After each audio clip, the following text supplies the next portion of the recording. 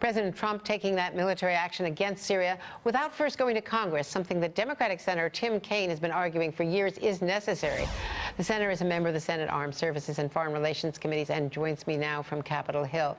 Senator, I wanted to also ask you first about the suggestion from Secretary Tillerson last night that Russia was either complicit in these chemical attacks or incompetent for not knowing where the chemicals were. They were supposed to get rid of them or secure them, according to the 2013 agreement. Now we understand that there is even some military analysis, post-analysis, that Russia may have been involved. What is the implication if Russia was involved with Syria in that chemical attack? We know that they were embedded in that base. Yeah, no, that is very, very troubling, and I'm glad that the Secretary of State was willing to call that out in such and raise that prospect. That would dramatically escalate the issue with Russia. Of course, we've known all along that Russia and Iran have been bankrolling and backing the atrocities of Bashar al-Assad against his own people. That's been apparent for years, but it's good to hear the Secretary of State come out so forcefully against that.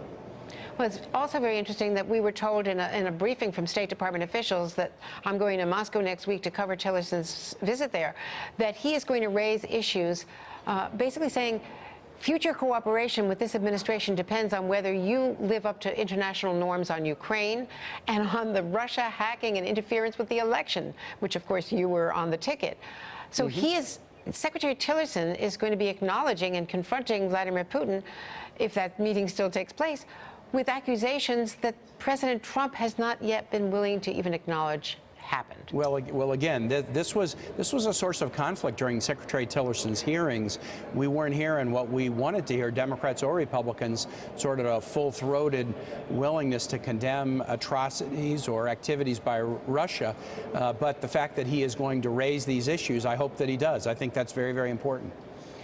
In looking at this strike, the Syrian strike, do you have the sense that this national security team and the president are beginning to pull together? And do they have a larger strategic vision about where to go next about the civil war?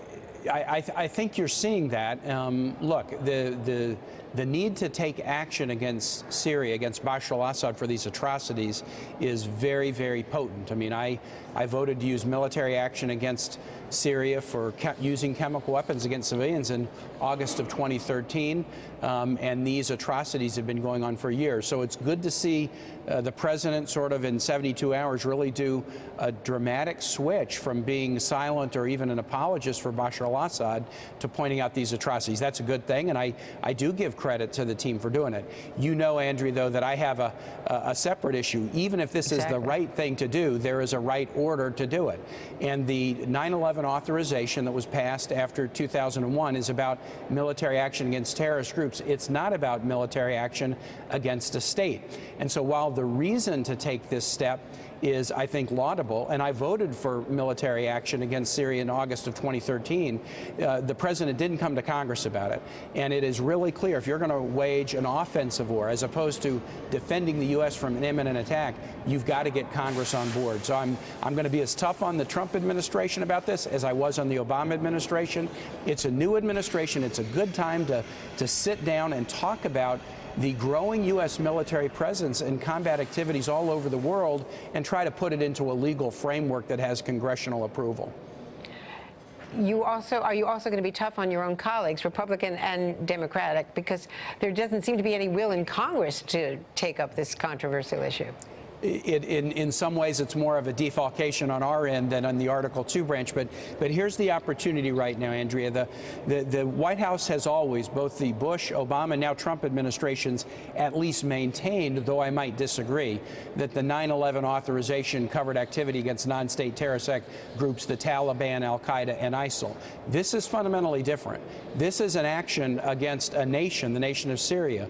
When President Obama wanted to take that action, he brought it to Congress in 2013. And remember what happened when President Obama took action against Libya with other nations to stop a humanitarian slaughter there. He was rebuked by the House, who basically said he had done that with no authority because he hadn't conferred with Congress. I think they should apply the same standard to President Trump's action as they applied to President Obama with respect to Libya. They said, we may agree that the Libyan regime is horrible and needs to be replaced, but you need to come to Congress first. That was what the House said in 2011. The same principle should apply now. We're going to get briefed by White House officials here in about a half an hour, senators are, about this mission. And what we need is we need to talk to them about, after the attack last night, what more are they planning to do? And they need to bring it before us, and they will find a Congress that is willing to be supportive. Senator Kaine, thank you so much, as always. Really appreciate your coming on today. Hey there, I'm Chris Hayes from MSNBC. Thanks for watching MSNBC on YouTube. If you want to keep up to date with the videos we're putting out, you can click subscribe just below me, or click over on this list to see lots of other great videos.